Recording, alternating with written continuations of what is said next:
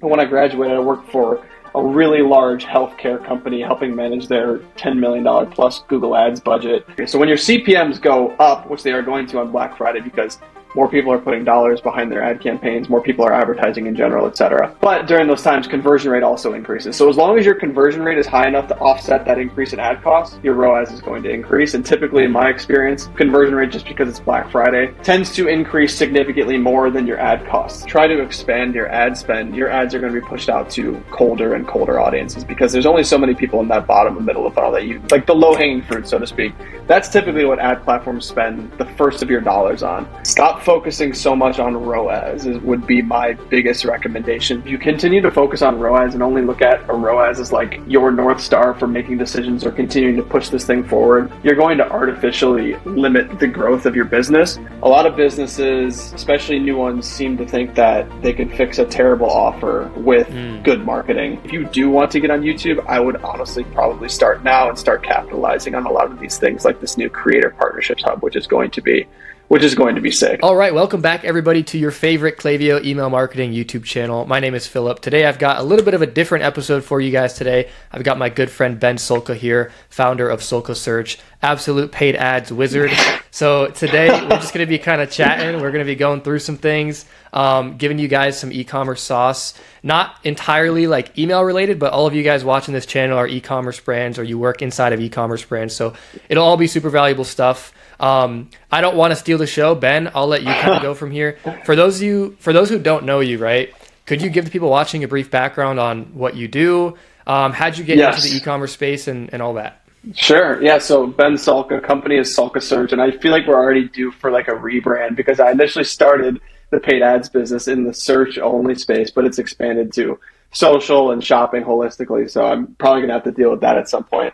Yeah. Ben Sulka, Sulka Search. 6'2", 185 pounds, 4.5 40-yard dash. No, I'm just kidding. But been in the paid ad space for like the last 4 years now. Feels like way, way longer than that just because of how quickly everything changes in e-commerce, in digital marketing in general. It's crazy, but got into it when I was in college into the paid ad space and didn't really know that like entrepreneurship was going to be a path for me until like the last couple of years. I really jumped into it full time.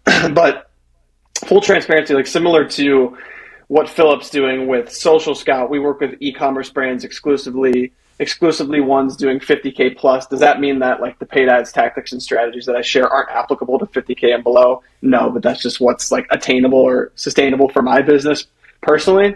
But I've had the pleasure of managing over $10 million in paid ad spend over the last 12 months, much more than that over the last 4 years holistically. But I kind of fell into it by accident, if I'm being honest with you. It was kind of a blessing in disguise. I started working with this really small agency / company, and I joined as a marketing associate. They didn't even really know what they wanted me to do at the company. So they just kind of like, hey, we have these small Google Ads accounts. They were spending like $10 a day, which is crazy. And now being at the point where in recent history have managed campaigns that are spending $10,000 a day, it just really puts that into perspective, which is pretty nuts. But kind of fell into it by accident, like I said, did some random internships, other experience. But over the last 4 years, like I've gotten some awesome exposure to huge Google Ads accounts, big Meta Ads accounts, Amazon Ads accounts, TikTok Ads accounts, really across the board. But when I graduated, I worked for a really large healthcare company helping manage their $10 million plus Google Ads budget, which was fun, which was a great experience. Most of the ad copy that they have written out there was written by me. This was like, not like pre-chat GPT, but like was doing a lot of manual copywriting when I was a part of them. So dude, back in the day, the old ages. Dude, those are the old ages when we actually had to write copy ourselves. Yeah. But no, we definitely still write copy with some oversight for sure. But that was that experience. And then when I was working there, I started Sulka Search as a side hustle, actually. So I was working for the first year or so of the business, was putting in like 60, 70, 80-hour weeks managing both the full-time job along with trying to grow the business. Eventually, I transitioned away from that big healthcare company, started working with a small agency as like a transitional period, so to speak, because I knew I was getting ready to jump into this thing full-time, was able to grow it up to, there was a point where we did like 25K in a 30-day period when I was working full time and had all these other things going on. So like it was crazy for a while. And then just Hmm. this past March, finally jumped out of the full time gig to work on this full time. Been some crazy volatility, ups and downs, but really just dedicated myself to this paid ad space specifically because that's my zone of genius. And I recommend anybody to focus on what their zone of genius is and then just outsource the rest, which is why Social Scout is my email marketing partner of choice Yeah, because I don't yeah. know email marketing. Yeah, I love it, man. I love it. I mean, same here. I don't know paid ads like that, which is why we're talking and kind of giving some insight to the people. But no, I love that, man. And I don't think people actually know on my channel because all my videos are all very like just straight tactical advice, like do this, do Yeah, that. Here's what we're doing. I never really talk about like myself on the channel, which I don't really think like needs to be talked about. But yeah, no, like that's awesome story, man. I think that's part of the reason why we get along so good. It's just both started the business in college, both kind of doing it full time and just making brands a lot of money. So I love it. dude, heck yeah. Heck yeah. Maybe you should talk about yourself more. I think the people care about you more than you think. We care Maybe, about you, Phil. maybe build more We do. build more of a connection, But no, I love it, 100%. man. Heart to Yeah, heart. exactly, exactly. I love it, man. Well, I have a couple questions that I want to kind of run through, and Sure. not like interview style or anything like that, but just kind of some more. Now that we got through the whole personal part, now we're gonna get into like the tactical paid ads advice. Okay, All right. so All right. for those of you watching who are sitting there with your pen and paper, so first question that I thought would be interesting to ask, right? Because in e-commerce, in email marketing specifically, there's a lot of misconceptions, a lot of like myths or just ways of doing things that people think are kind of like the ways to do them, but then in reality, we're over here sending millions of emails per month and doing it the complete opposite way. So Yep. I guess question for you, what is one of the biggest misconceptions that brands Oh, have God. about paid ads specifically? That's a great question. I would say that there is a few. So the biggest one that comes to mind for me is that a lot of businesses, especially new ones, seem to think that they could fix a terrible offer with Mm, good marketing. yep. Obviously, there's marketing tactics and strategies that have a better job of psychologically influencing people or whatever. But in 2025, especially in the e-commerce space, when people have the ability to very, very quickly look at other products, look at other brands, whether that be on Amazon or just looking up other alternatives on Google, it's easy to do offer comparison in real time. So if you're not providing something outside of the offer itself that's appealing, maybe it's like your brand resonates with a particular audience, things like that. If your offer sucks, if your price isn't in alignment with the other brands in the space or the competitors, or if it isn't in alignment, you better be giving them another good reason to want to purchase your product, whether that be like an insane amount of social proof or an affiliation with like a big influencer or celebrity or something like that to really justify that higher price. But I think that a lot of businesses get into this where they think that they can just start running paid ads without having a good offer first and wonder why it doesn't work, because a lot of the times you shouldn't be A/B testing what's in the ad platform. You shouldn't be A/B testing creative. You should be A/B testing offers first. Is really, unless you've already established your offer, that really should be the starting point.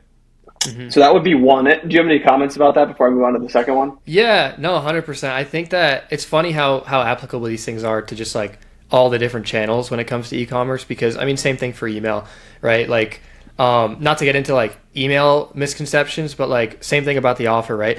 People are getting blasted with promotional emails on a daily basis, and it's like Yep. you can have beautiful emails, you can have high converting emails in terms of like design where you put in CTAs, all that stuff. But like Yep. if your overall offer is just something that nobody cares about, it's just there's only so much we can do. So no, I'm 100%. totally with you on that. Yeah. For sure. And I mean, that's definitely a big education piece when bringing on a new client or speaking to clients. A lot of the times they'll be like, like, why is my ROAS not this? Or like people really like to focus on ROAS, ROAS, ROAS when there's so Yeah. many other factors at play, especially in the e-com that could be contributing to the sucky performance, for lack of a better term. Yeah. Yeah. And 100%. then so the second one I was thinking of is that it's expensive. So I try to look at this in relative terms. So depending on what your ROAS is, like I said, I've managed budgets up to $10,000 a day, which is $300,000 a month. But if your Hmm. ROAS is a 5, a 10, a 12, a 15, whatever it may be, it's only expensive in terms of like what's going out, but what's coming back in is Yeah. way more than justifying the amount that you're spending. So I try to change like the brands that I work with perspective in terms of like it being expensive. And this is part of the reason why I love paid ads, and I'm sure why you like email marketing, because it allows us to one for one, like say, these efforts are leading to these dollars, and that's why it justifies spending this much money on them. And then you can do things like incrementality testing, like pausing off in certain markets, or, you know, I wouldn't recommend pausing off as a whole, but like if you were to pause off your campaigns, I guarantee that that increase in revenue that you were seeing because of the ads that you were running would decrease. So obviously there's that one-to-one between the ads that you're running and the revenue that you're driving, which justifies it being expensive. Like, and something I try to preach to brands all the time, and it's a big mindset shift for business owners too, is that like if your ROAS is like, if you're hitting your targets, like let's say your goal is a 5 and you're hitting a 5, but yet you're still hesitant to double down and put more behind ads, I think there's something outside of the ads themselves. It's like a mindset shift that needs to happen in terms of getting them to spend more money when the numbers are there. Like it's very black and white. Yeah, 100%. No, I feel like limiting beliefs probably play a big part in that, you know, because that's exactly right. For email, right, it's pretty cut and dry. You know, there's not really much spend involved with email. I mean, you're paying for Klaviyo. I mean, depending on how many profiles you have, that could be a couple thousand a month if you have like upwards of 500,000 profiles, which most brands don't have that many, right? But, you know, so for you guys, for on the paid ad side of things, I feel like the mental side of it really actually plays a big role. You know oh my God, it's huge. Yeah. Dude, it's like the biggest thing. It's something I experienced, like whether it's with a smaller brand or a larger brand. One thing that I could say is that these larger brands, a lot of the times you're not working like with the founder of the company, whereas when you're like working with some of the smaller brands, it's typically who you're working with. Like right when brands get around that like 50K plus range, it's typically still the founder of the company or like some very small marketing people in that company that's running the paid advertising for them, and probably even the email marketing too. Kind of like working in the business, not on the business sort of thing. But when I work with a lot of these bigger companies and you're working with like high level marketing executives or, you know, just like people who are higher up on the marketing team, it tends to be easier for them to make like budget decisions and be willing to put spend because it's not like their money. But when you're working with like a founder of a company, it's like it's their baby, it's their money. Like every dollar that they spend on it, they feel like it's coming out of like their own personal bank account or something like that. Yeah, totally. 100%. No, that makes total sense, man. That makes total sense. I'm enjoying kind of like the similarities between email and paid ads. You know, obviously, and I think later on I do have a question on this as well, but I think the two just go hand in hand. Obviously, everything starts with the paid ads. We have a lot of brands come to us where they don't really have a paid ad system. They don't really have proper acquisition on the front end, and they're coming to us like, what can you guys do here? And by all means, we could totally help out and make you a bunch of money, but I often tell them like, hey, you guys need like killer paid ads first, and then we'll come in and we'll crush things even further, right? It's like that synergy. So we'll get into that a little bit later. Yes, I'm looking forward to that. Yeah. All right, cool. So next question. So kind of like a, I don't know, abstract one, whatever you want to call it. If you were a brand owner, let's say you just cracked 50K a month in revenue. Okay. What are 2 to 3 things that you would do immediately with your paid ad system to scale? Assuming you're not running ads. Like what are your kind of first steps to kind of get that going? Well, if you're doing 50K in a month, I would assume that you've made a lot of sales to do 50K in a month. And if you've made a lot of sales, then you've probably gotten a decent amount of feedback from customers. So you have your internal feedback, but then you also have external feedback that you can relay as well, which to me would be who are your competitors and what are people saying about their products and what holes can you fill in whatever the gap is between what a customer is looking for and what the other brand like couldn't provide for that customer. Like I love looking at positive reviews of our brand, and I love looking at negative reviews of other brands. Research, like pre, is so much more important than post, because you can always like try to figure out after the fact once you start testing. But if you put in that time at the beginning, like the return on investment of the time that you put in at the beginning is going to yield so much more fruit. So the first thing I would do is a sentiment analysis. It would be getting an understanding, like I said, of what people love about your product or your offer, what people don't like about your offer or your product, and same thing with your competitors. And then how can you position yourself in your paid ads to address that problem and to kind of bring the customer into a different kind of narrative or a different kind of story. Those would be one of the 2 big things: sentiment analysis and then a competitor analysis as well, which would be what types of creatives are other brands already running in this space? What does their messaging look like? How are they positioning their brand? And then how can you, within your brand, do something similar? Like you want to model proven tactics, but then make it unique to your own personal brand. So I think like the word is strategy. Like you want to have a real strategy in place before putting dollars behind something, because you could you could set up an ad campaign on Google in minutes, and they make it easy. You could set up an ad campaign on Meta in minutes, and AI is making this even easier to do, but that can't replace the actual strategy and the research that needs to go into that before you even push a single paid ads campaign live. So that's like the first thing I would focus on.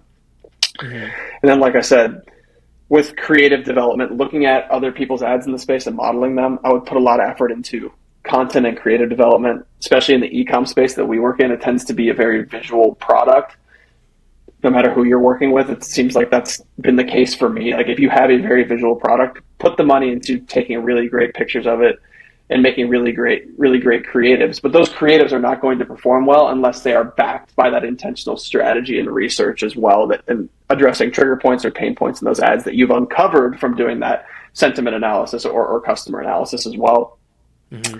Then after doing those two things, my next focus would be start with some evergreen campaigns. If you're doing $50K a month, you probably have a hero product or several hero products, and those offers have been proven because people want to buy them through organic or whatever other channels you're getting those $50K in sales through. Take those proven offers. There's a reason that they're performing well, and if they're performing well in those other channels, then they're likely to perform well as paid ads as well if the offer's been proven. So those are kind of some areas that I would start with. Mm-hmm. Yeah, I love it. He just gave you the playbook, everybody. So take that and run with it. It's worked for me, so don't blame me if it doesn't work for you, but it's worked for me. Or just hire him. Hire him and he'll do it for you. That's exactly right. It's a shameless or hopefully my team. Yeah. Yeah. Hopefully hire my team. If I'm doing the execution work for the rest of my life, it's not going to work. Yeah. I plugged you guys there just shamefully. I know. All right, I appreciate that. Cool. I appreciate that, man. So this one right here is a different tune, right? So let's say a brand's watching this right now. And, okay, so let me paint the picture for you, right? There's an e-commerce brand watching this. His name is Joe. He runs an e-commerce brand selling, I don't know, whatever, apparel, right? He sells apparel, okay? Okay. And he's running ads right now. He's doing $50K a month in sales. He has like a break-even ROAS. So like, not terrible, but he's not really making money, so not where you want to be. What's one piece of advice you'd give him, or next steps for Joe? Come on, Joe. Well, you kind of threw a wrench in this when you said an apparel company. So what I look at when I think of the difference, I do have a client who is an apparel company. The difference between an apparel company and, like, let's take like a consumable product, for example. An apparel company, your first purchase AOV needs to be significantly higher, because if you have a consumable product, for example, you could break even on that initial purchase because it's consumable. If people like it, they're going to come back and buy it again and again, which is why email tactics are so important. But when it comes to something like apparel, people don't typically come back and buy over and over again unless it's a Nike or an Adidas. Like if you're a boutique apparel store or something like that, where someone's like, oh, I really like that specific item, but I'm not really interested in the brand at all. Your first purchase average order value needs to be very, very high, which to me means possibly more bundling would be an area of focus for me to increase profitability if I was an apparel company. Now, if I were to just look at this like from a 30,000 foot view, I think something a lot of brands do, and especially ones like right at that 50K threshold, like I said, likely it's the founder who is doing most of the execution work or making the majority of the decisions that are happening in the business. They're so baked into that company that they've built and the brand that they've built that they think people care about it more than they do, and they only focus on how awesome the brand is or how great the features of the products are, but they don't focus on the customer enough. What they need to be doing is focusing less on the features, less on their brand and making their brand the hero of the story, but focus more on the benefits and making the customer and inviting them into a story that they can relate to. Nobody cares that your soap that you're selling washes a car with maximum efficiency. I was literally just looking at some copy the other day of a car detailing company, and the copy was, our soap washes your car with maximum efficiency. Like, nobody cares. What they care about is that their friends or their coworkers or their potential hot date tonight is going to be jealous or is going to be impressed of their ride because they have this amazing car soap that cleans it for them. They don't care about the soap itself. They care about the status that the soap gives them because their car is clean and shiny and is attractive to females. Yeah, 100%, man. No, that's so funny you mentioned that because I oftentimes, well, in all of my content, I'm saying this, and also to clients as well, and also to all of our team members, we're always just preaching this. And everyone in e-commerce who's like a skilled marketer understands this. It's the fact that, yeah, like you just said, no one cares if there's nothing really in it for them, right? Yep. And I think this whole notion of features is just, I mean, I think it's been gone for a while, right? I think that's kind of been a shift for a long time. Yeah, so that's something we kind of obviously implement in all of our emails. Like we never list features. It's always just how are you going to benefit from this? How is your life going to improve? Exactly Can right. you see yourself with this lifestyle that this product will bring you, right? So yeah, 100%. Yep. Love it, man. Love it. Cool. So I guess next thing on my mind, right? Because I know you do paid off across a ton of different channels, right? Yes. So what Yes. channels are you seeing like the best results from right now? Obviously, like caveat, it does obviously vary, I guess, depending on your clients. Yeah, it does. Yeah, but I guess in generally, what would you say? It definitely varies on a business to business basis. Like some businesses will focus on Amazon, others will focus on other channels. My typical area of focus or areas of focus are Meta and Google. I think they're very, very scalable channels, especially if you have solid creative development, part of what I talked about before, like building that foundation of having solid image content, solid creative as well. Meta is typically a really, really good starting point. It's great for testing offers. You tend to get results a lot quicker, and especially in the ecom space, which is part of the reason why I love it so much, is if you're running a product and let's say it's a $50 AOV, you can go spend $200 in ad spend. If it's not generating a profitable return, you can with some confidence say that, hey, that creative didn't work. Whereas if you have like a $2,000 AOV, you'll have to spend significantly more to get like statistical significance and figure that out. But I think Meta is like if you have an AOV that's like $500 or less, I would probably start on Meta for testing your offer, driving engagement, and delivering sales that tend to be profitable more quickly. Google, on the other hand, plus YouTube, because YouTube is included under the Google Ads umbrella, is really good for scaling. So if you already have an offer that you've proven through a Meta, for example, then I would think about moving over to Google or even YouTube because it's a long-term driver of profitability. And the reason that is because the learning phase. So when you push a campaign live, Google's algorithm needs to get an understanding of what you're selling and try to find new customers, and it'll get better at doing that over time. Google's learning takes a lot longer than Meta's does, in my experience, but over the long term, it's going to be more profitable. So really looking at Google as more of like an investment in long-term performance. Those two I would focus on. I would probably not start on TikTok. It's become kind of weird with TikTok Shop. People seem to be very used to purchasing products right within TikTok on TikTok Shop, and then when they see an ad that potentially takes them away to another page or like a Shopify site or something like that, for whatever reason, like just looking at the data, I don't have any like proven like narratives to back this up, but just based on what I'm seeing in the data, people tend to click that link and bounce pretty quickly. Conversion rate tends to be much, much lower. Click-through rate tends to be significantly lower as well because they think they're going to click on this and be taken away from TikTok. And a lot of people just want to be able to do things native to a platform. And with the way TikTok is set up as opposed to Meta, like click-through rates, in my experience, have always been higher on Meta.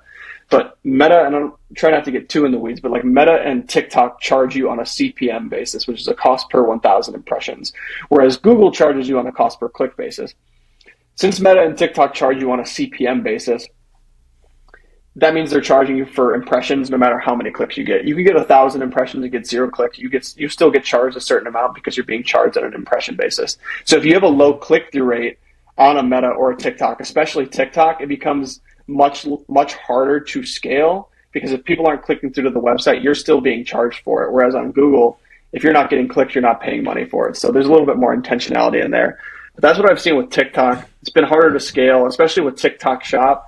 I got done talking with a client today who owns, I think their business is probably on track to do $10 million this year. They've been running on TikTok this entire time, and they use it as a mode to bring awareness and drive traffic to other channels, and they make no money on it. Being a $10 million brand, who has proven offers, proven products, running ads through TikTok Shop, they make zero money because they have to pay affiliate commissions, and TikTok Shop takes the most disgusting fees you would ever think of. But it's like this necessary beast that you have to have in place. But I definitely wouldn't start there unless you've established some of these other channels where you can drive that traffic from TikTok to a Meta or a Google, and eventually even an Amazon too. Yeah, 100%, man. And what you're saying about TikTok, man, it's so funny because when we have clients who, I mean, a lot of our clients, they do TikTok and they get revenue from TikTok Shop. It's like a big component of how they get their sales. But what I've noticed is email marketing, specifically, to take it a little bit back into my world here, email marketing, when brands are getting a lot of traffic from TikTok, is like a night and day difference. Like, it's actually very clear the quality of traffic that you're getting from TikTok. You know what I mean? If you can, if you can get a brand, a shopper to come into, onto your actual direct to consumer website from TikTok, first of all, that's an accomplishment in itself. And then what I've noticed is that when it comes to signing these people up and capturing their emails and actually getting them to engage with like our opt-in form or even just our welcome email, it's so much harder, right? And like, if you want to capture these people, you have to almost hit them like immediately with these sign up forms. Typically, I'm always preaching anywhere from like 6 to 12 second delay before you show them the form, because you want to kind of let them get situated, see some products they like. You don't want to bombard them. But man, the TikTok traffic and just like this low quality traffic, especially a lot of times, like even just like Instagram organic, right? Where you're kind of interrupting people from like their scroll, you know what I mean? And you're kind of just interrupting that doom scroller, like, a better term. The ability to convert those people is just, it's so much harder, So it's funny that you mentioned that. And the doom scroller cannot be interrupted. And I was thinking about, you made me think about this because you're talking about the email side of things. When you acquire a customer on TikTok Shop, like if they purchase on TikTok Shop, you don't get access to their customer data. TikTok does. You don't get their email address. But when you drive them to your direct-to-consumer site, let's say it's Shopify, when they make a purchase from you, you get their email, and the opt-in flows better than I do, Philip. But within TikTok Shop, at least as far as I'm concerned, those email addresses, you don't get to keep them. Like those are TikToks. Yeah, and we've had clients like, they're doing well on TikTok Shop, but they're like still a little bummed out. They're like, dude, I'm not getting like any data from these people, because it's just all done natively. So it's like, it's awesome, but at the same time, it's like, damn it, like I wish. It's a necessary beast. It's a necessary beast for 100%, sure. Man. Yeah. No, 100%. And next question, what is one thing that brands should stop doing with their paid ads immediately? Like someone watching this, like, stop doing this now. That's a great question. Stop focusing so much on ROAS would be my biggest recommendation.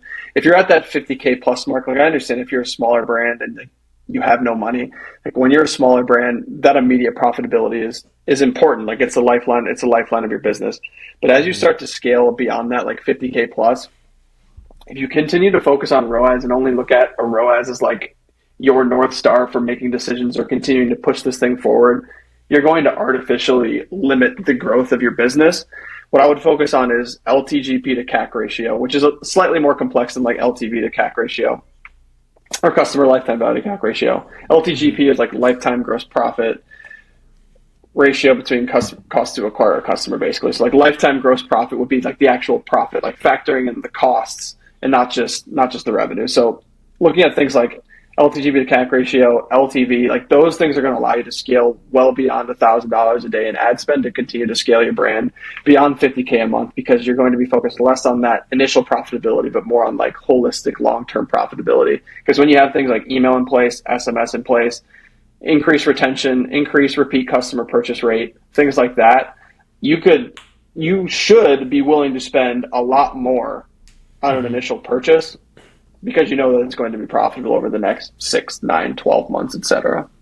Yeah, 100%. And actually, something you just said makes me think about this. We recently had a client who came to us with like a 7% repeat purchase rate, and the product he sells, I wouldn't say they're consumables, but they're a product where you'd come back to buy them. And we're about 4 months in with him now, and his repeat purchase rate's about like 31%.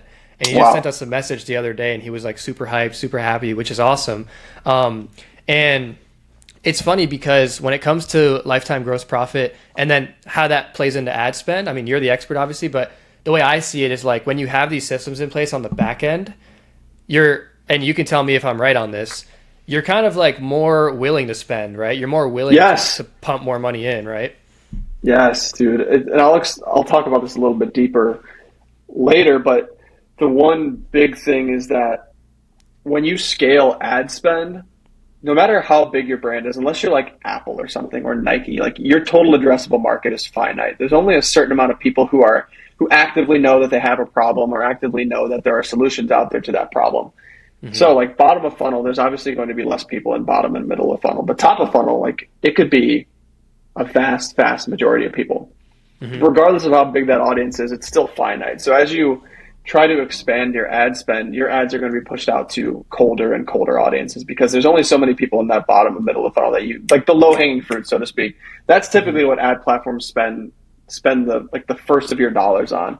Hmm. But as you expand beyond that, gets like $1,000 plus per day, you're reaching out to people who know nothing about your brand, might not even be in the market for the product that you're selling, might not even know that they have a problem, and the conversion rate for them is going to be significantly lower, which is why you have to be willing to pay more to acquire those customers because inevitably that cost to acquire customers is going to start going up as you expand because your conversion rate's going to drop significantly.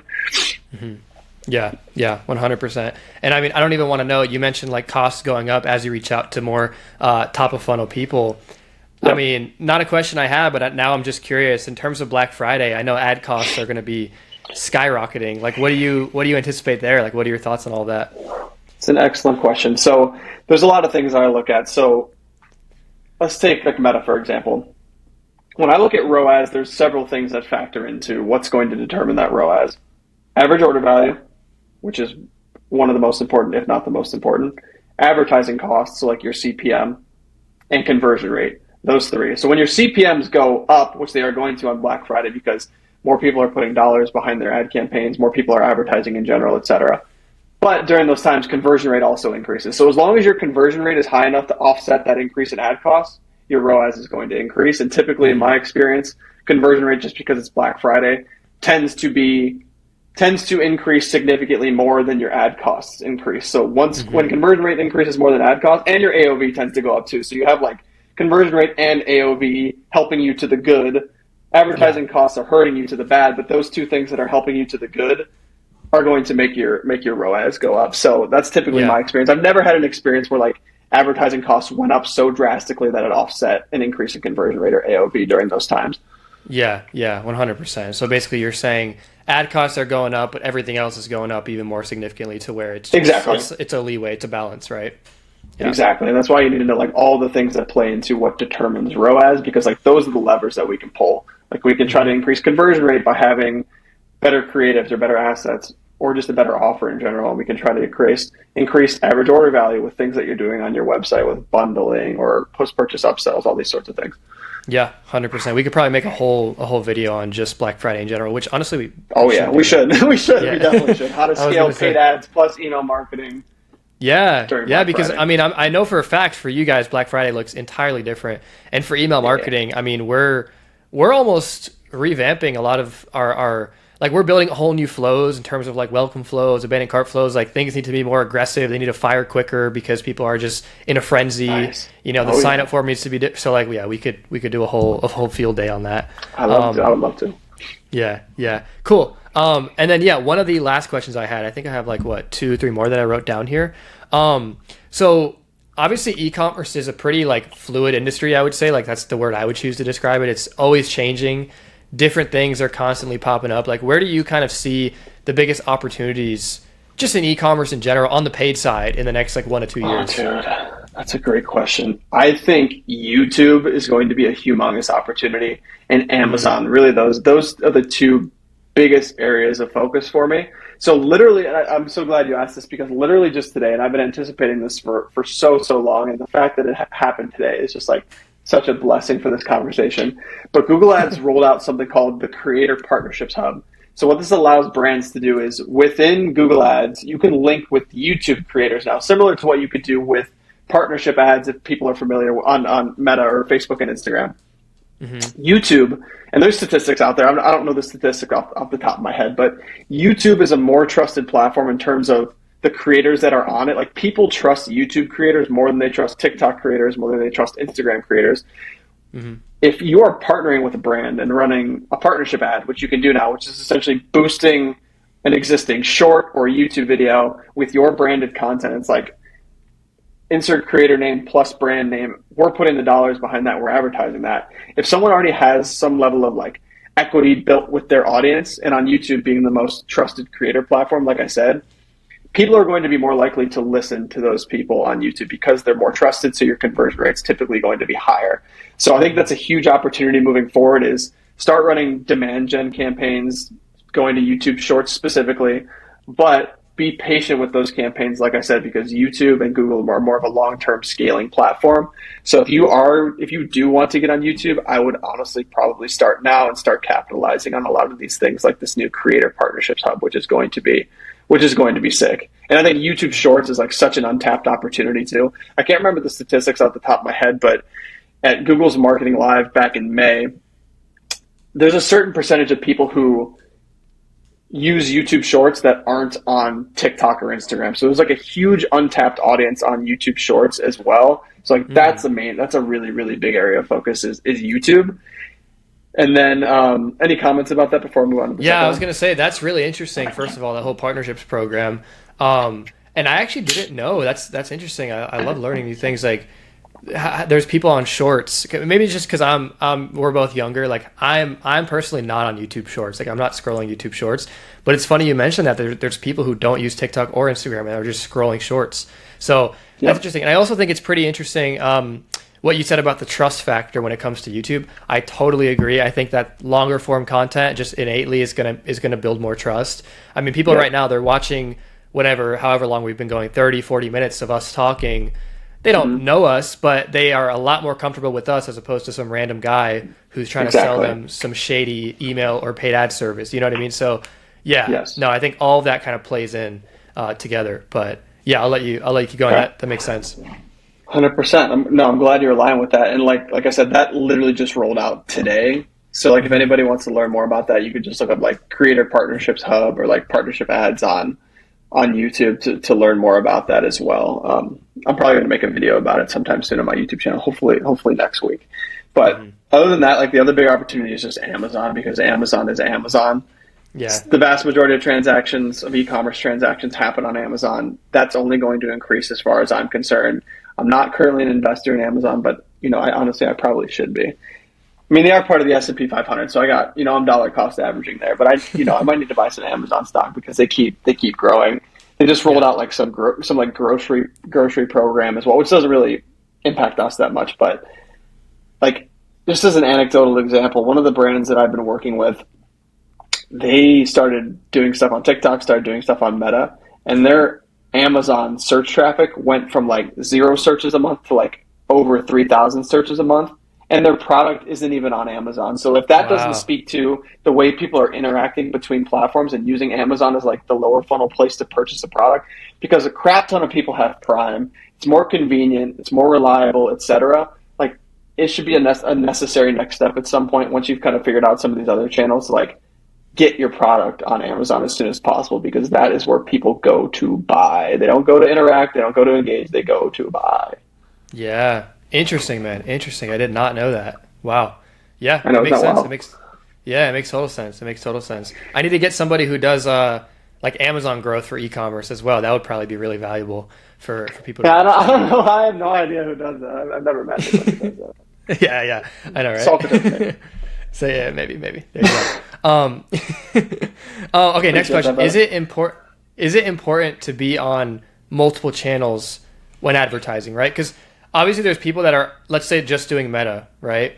And it's going great for them, or maybe it's not going so great for them. Like, what are your thoughts around like layering on other things? When do you do it? When is the best channel to do it? Because I know you do a lot of different channels. Like, what is your philosophy there? Sure. Like I said, I typically start with Meta or Google. Meta is typically like the starting platform, unless a brand, for whatever reason that I'm working with, already started on an Amazon or on a TikTok or whatever. We'll kind of layer things on top of that of what they're already doing. Yeah. But I think having an omnipresent channel strategy is going to be like the ultimate goal at some point, because it's profound. And even that Amazon example that I just shared, like it's profound the way people interact between channels. people see a product on YouTube and go to research it on TikTok, or using TikTok as like a research platform now, or going to YouTube or going to Google to do research on it. Like all these platforms relate and like interact in different ways. So I think having your products and having your advertisements on every platform is going to be imperative so that you can pick up sales across the entire ecosystem, so to speak. But especially for a brand doing 50K plus, even if you're doing 50K, it's not always attainable. Like let's say you're doing 50K a month and you want to allocate 20% of your dollars to paid ads. That's 10K a month. If you're spending 10K a month, that's how many dollars a day is that in ad spend? I need someone to do the math for me, but however many dollars a day that is. Yeah, I know I'm not good either. But however many dollars a day in ad spend that is, I'm doing it. I can't not. Yeah, do it. This math problem. Do it. We'll cut it and we'll cut it and then we'll go back. Okay. So if you're a brand and you have $50,000 in revenue per month, let's say you're spending 20% of that on paid ads, which would be 10K. If you're at a 10K monthly budget, divided by 30 days in a month, that's $333 a day in ad spend. If your average order value, and I'm trying not to get too in the weeds here, but let's say your average order value is 50. Typically, I wouldn't recommend your daily ad spend to be any less than 2 to 3 times AOV in total on a single platform. So if you're at $333 a month, in order to do that, just by running ads on one channel, you're already cutting that $333 in half by spending $150 on one channel. So the point that I'm trying to make is that it costs money to advertise on every platform, and you want to be able to advertise on every platform with some level of statistical significance without spreading yourself too thin. There's no sense in running a $50 a day campaign on Amazon, a $50 a day campaign on Meta, a $50 a day campaign on Google, et cetera, et cetera. Start with one channel. If it's working, double down on it and keep double down on it until you start to see diminishing returns. And then from there, start to expand into other platforms. Don't go for it all at once, especially if your marketing budget is relatively small. If you have a $300,000 a month marketing budget, that's a different story. But especially for a brand who's like right at that 50K mark or even like up to 100K mark, typically they don't have enough money to spend on a daily basis in all 4 ad platforms to make it viable to have that. Plus there's like creative strategy that needs to go into each platform. There is building a great listing on Amazon. There's legalities that go into being on Amazon. Same thing with TikTok or TikTok Shop. Like every single one is a beast of its own. So the goal should be to like get one plate spinning, let that plate to continue to spin and spin it as fast as you possibly can. But then once that plate is like continuing to spin on its own, move on to the next one. And then do that again while you're still like trying to move the first plate. But don't try to spin all 4 plates at once. It's like trying to catch 4 tennis balls at once. You're just not going to be able to do it. So the point is like start on one, maximize it, and then expand from there unless you have an astronomical budget, which I'm imagining most brands don't. Yeah. Makes sense. And last thing that I'm kind of just thinking about when it comes to Amazon specifically, because when it comes to Amazon, I'm pretty foreign to that. What exactly are you helping brands with on Amazon? Is it just the PPC component of it? Are you helping the brands get listed onto Amazon and handling that as well? Like, what does that kind of look like for you? PPC only. We only do the paid ad side of things. I do have a partner that I've worked with before that does the listing side of things, not my zone of genius, the legality stuff, like trying to get an Amazon certified lawyer or whatever to get your brand registry set up. Like that stuff is completely out of my wheelhouse, but I do have experts in the space that I can reference for that. Just how I have email experts to reference in the space as well, or other experts across the entire spectrum. But yeah, just the PPC side of things. Yeah, got it. Amazing. Good Heck to know. Yeah, man. Yeah. Cool. Well, that's kind of everything I wanted to go over. Unless there's anything like you wanted to ask. I mean, I don't know. That's a great question. What's next for Social Scout? Any big goals going to the end of 2025, leading into 2026? Where do you want to see your business in terms of customers, revenue? Like, what do you want to expand into over the next 6 to 12 months? Yeah. Good question. So So right now we're only doing email and SMS all through Klaviyo. I mean, we pretty much try to double down on just Klaviyo. We'll use other ESPs, but Klaviyo is just the goated platform. So we just want to expand our customer base, man. Our clients, they stay for a really long time. Our LTV is really high, like our own LTV. And so that's awesome. Like we have clients who have been with us for over 2 years, which is sick. That's awesome. So we're just trying to kind of just stack that customer base, make sure everyone's getting a good experience because we're growing really fast, which is awesome.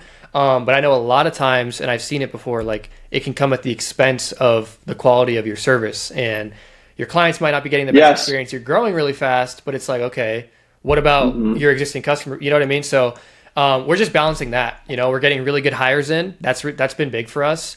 Nice. Really good hires who care, who have a track record, and then also training them up. But Sick. yeah, we're just gonna keep it going, man. We're just gonna keep it going. What about you?